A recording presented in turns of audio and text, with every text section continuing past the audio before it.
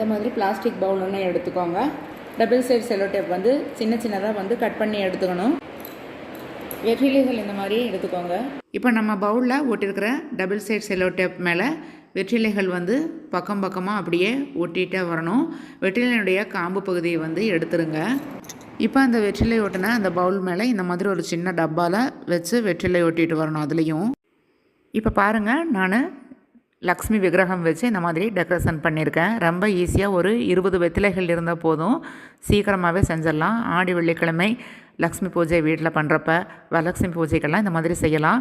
நம்ம பூஜா ரூம் வந்து சின்னதாக இருக்குது அப்படின்னு நினைக்காம இந்த மாதிரி டெக்கரேஷன்லாம் நீங்கள் செஞ்சு வச்சிங்கன்னா சின்ன பூஜை அறையாக இருந்தால் கூட செஞ்சு வைக்கிறதும் ஈஸி, பார்க்குறதுக்கு ரொம்ப அழகாக இருக்கும். வெற்றிலை அப்படிங்கிறது நம்மளுக்கு ரொம்ப விசேஷமான ஒன்று. லக்ஷ்மி தேவி கூட இருக்கிறப்ப இன்னும் விசேஷம்.